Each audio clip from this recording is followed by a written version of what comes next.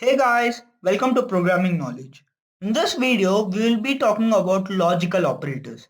In the previous video, we wrote a program to validate the age the user enters, right? So we are giving a condition like if it's check whether it's a positive number or not, and if it's a positive number, we were again checking whether it's too great or not. If it was too great, we were telling something like your age is not valid, and if it was okay, if it was in the range, then we were checking whether he's 18 years or younger. We were considering that the age was valid, or else we were telling that it was a not valid age, right? Here if you observe, this condition and this condition go together. So if a number is positive and if a number is too great, then it's not a valid number. Or if you look at the larger scope, here you can combine these three statements. If a number is positive and it's too great, or if a number is negative, then it's not valid age, or else it's going to be valid. So the way you group these conditions are by using logical operators. These are just like the connecting words are used in the English statement. So here, if I talk about the condition when the age is not going to be valid, let me write it down here. A number is a valid age or a number is not a valid age if it is positive and if it is too great, or the number is negative. So this was the condition, right?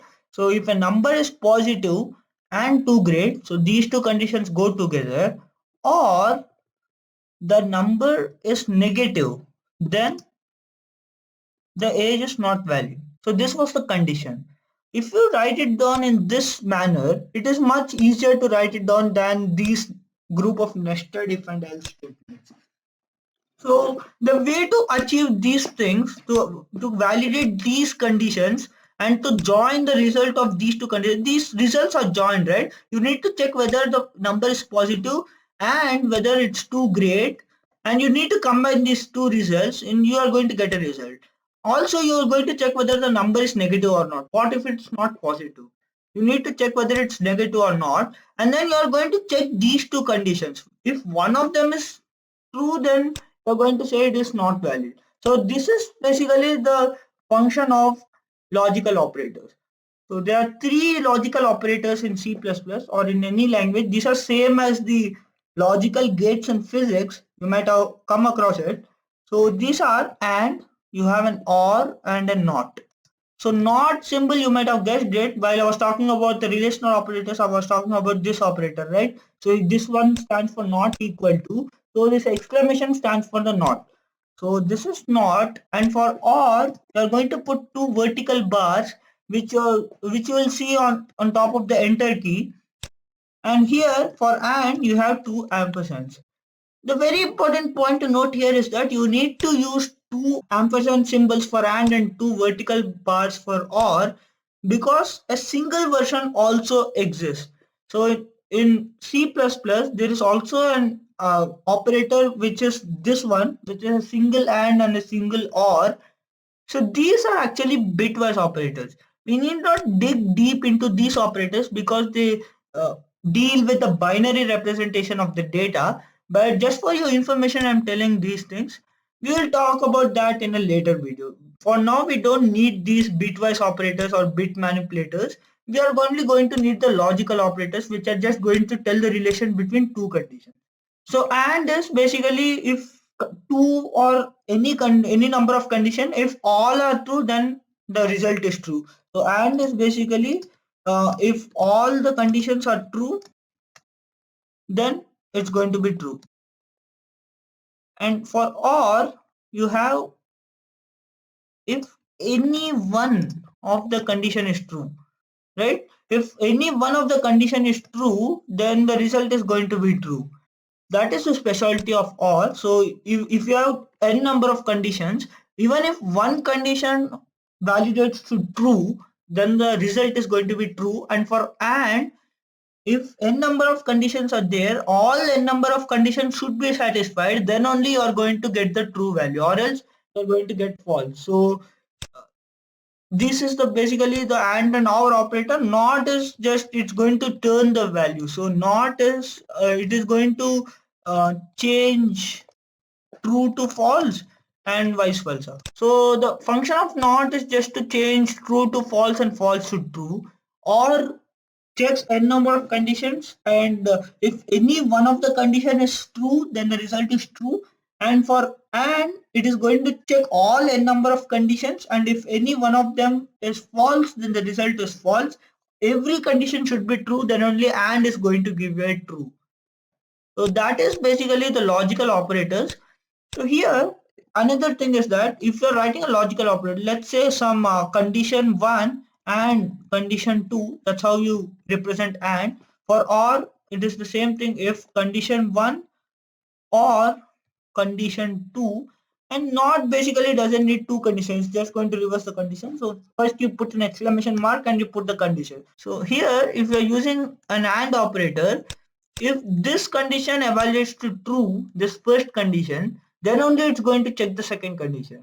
So even if the second condition is true, if the first condition is false, it is not going to check the second condition at all. It's not going to perform anything over here. So the thing with OR is it is going to check every condition, and here if this one is true, it is not going to check other conditions. So the condition for OR is that if any one of them is true, right? So if it finds any one of the condition is true, then it's going to evaluate it as true, and this whole condition becomes a true condition. So this part is going to be executed. That is with the OR. So those are the those are the logical operators. Let's take a quick example. We are going to deal with the same example we took yesterday. So here I'm directly going to take the age. So enter your age, and I'm going to take that inside a variable. So int age, c in age, and here I'm going to validate the age. So if age is greater than 0 and age is greater than 102, right? So this was the condition we gave yesterday, or 101, something like that. So let's stick with 102 now. And if this condition, if this age is greater than 0 and the age is greater than 102, so this condition is basically not required, because if it is greater than 0, then only it's going to be greater than 102, right? So I'm just going to take out this particular condition. So if the age is greater than 102, or if the age is less than 0, right? So if an age is greater than 100, something like 101, 102, something like that, or if the age is less than 0, what we are going to say, you have not entered a valid age, right? And or else we are just going to perform the check. So if age is greater than or equal to 18, we're just let me tell you over here, I forgot. Yesterday we were talking about the block, right? So here if you have only one statement to execute, then you need not use a block. So here I have only one statement to execute. This is going to be the same thing as this one. Here if I put a block inside this and then put a cout statement, it's going to be the same thing, but block is generally used to hold two or more statements. If I'm going to use only one statement, I don't need a block, so I can just directly put the statement beside the if condition itself. So this is also valid, but if you write any other statement over here, so let's say statement 2, if I write something over here, this is actually not considered a part of this if statement unless and until I have a block, something like this. So here inside this block, whatever I inside this block, all the statements belong to this else statement. But here, since I have not put a block over here, this particular statement goes to the if. This statement stays to the else part only unless and until I specify another block and mention these two things over here. So if I put these two things over here, now these two have become a part of this if statement, and this whole if statement becomes a part of the else statement. And here I have put only one statement, that is why I don't need a block. And here if an age is greater than or equal to 18, I am going to say that you are eligible. So whatever, eligible to vote, something like that. Or else we are going to say sorry, you are not eligible, something like that. So this is the program we have written.